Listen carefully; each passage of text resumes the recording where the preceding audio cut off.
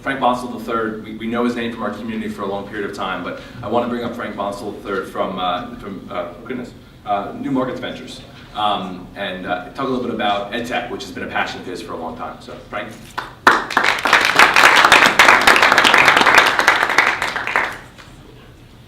No slides. Minimalist preparation. So thanks, folks. I know some of you, and I'm thrilled that I don't know a lot of you.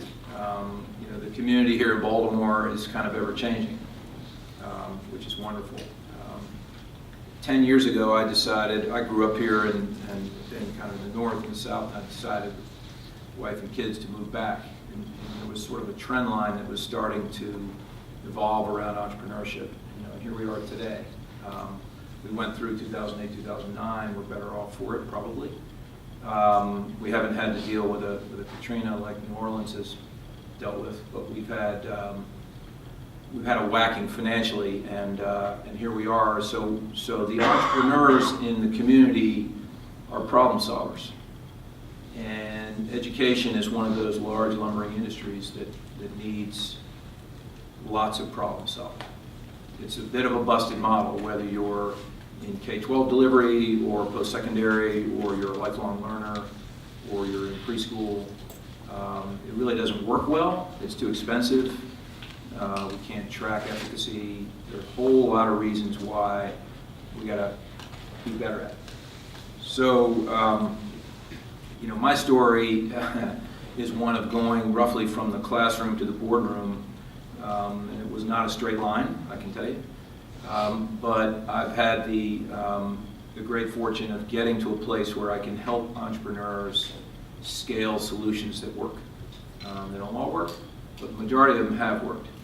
And so I think what our opportunity is here in Baltimore is to find these entrepreneurs, to build companies, to scale others. So at various layers of growth and scale, and build a community that's really working together to nurture and scale these solutions. About a year ago, I thought to myself that, so I'm a VC, I'm a micro VC, right? We won't get into defining what all that means. But I'm sort of a smaller, bite-sized investor in companies that are usually pretty early stage, but they're not seed stage and they're not incubation stage. And so to have a robust community, you need people who are willing to invest at insane early stages of company build and create the support systems around that so that the majority of them will not fail. Some will. That's a part of research, right? You talk to any researcher here in the University of Maryland, they're going to say, we don't get it right all the time. So we're creating an environment where failure is acceptable, and as you really lean into that, anybody who's done the trust fall kind of scenario knows that it works if you do it here and there. So I and a few other folks who I won't name, but really interesting people in the community were thinking about an EdTech accelerator. So I couldn't really do this from a venture platform. It's just not really what we do at New Markets. And so I had this idea for an accelerator, and it was going to take probably $500,000, maybe just to get off the ground, and maybe another $1 million to get the thing working. And maybe in year 4, you'd know whether it was all working or not. And I said, that's not the best use of proceeds for this community.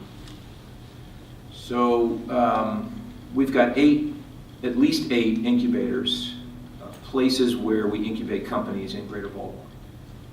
We have 20 few in the state of Maryland. So we got all these places that have been building and growing and building networks of mentors and all that. So how about we just use these places?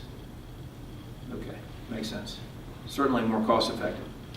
So recently, a few months ago, I joined Towson University. It has a small incubator called Towson Global as one of the sites where education technology can bear fruits for entrepreneurs who want to build companies. So we've definitely decided recently at Towson that we can be one of the participants in growing and scaling companies. The Emerging Technology Center, or Baltimore, the Maryland Center for Entrepreneurship, UMBC incubators, the list kind of goes on, depending on where entrepreneurs want to live and where mentors live and what is convenient and has the right support for very entrepreneur-centric company building. So that's some ideation. I mean, there's some reality there, and I can't really get into the granules of it. But that seems like the right approach for this greater Baltimore. We're a 2.7 million metro area. I was up in Towson last week. TK was up there, I saw, and Boston's 6 million metro, and they have a very entrepreneurial economy that really goes back to the late 70s, mid-70s, more so than us. I mean, they're better, they just have more volume. So in a place where you have more volume, they stood up an accelerator and they did their first cohort. It's called Learn Launch X, and maybe it works, maybe it doesn't. But they spent a lot of money, a lot of time doing that, and they got 7 companies.